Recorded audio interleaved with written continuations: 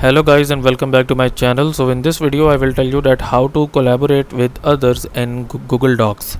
So before starting this video, make sure to like this video and subscribe to my YouTube channel for more tips and tricks like this one.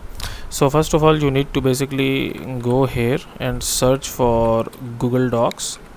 Okay, and then you will type tap on the first link. Then from here go to this Docs option, and from here basically select this option where it says blank. Okay, so just select this option blank, and it will insert a blank page into the docs for us.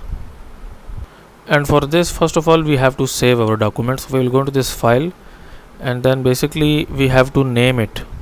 So what we are going to do here, we will click on this share, and it will ask us to just name our document. So we will name it something. You can give it a name.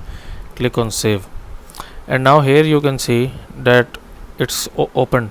So right here you will enter the Gmail address of that specific person that you want to add with it, like this one. And then here basically you will allow his role.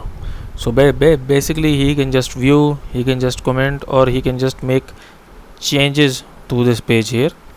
And then basically you will click on send here, and now he will get an invitation to join this page here. Okay, so that's it for this video guys. If you find it useful, kindly like this video and subscribe to my channel, and I will meet you in the next video.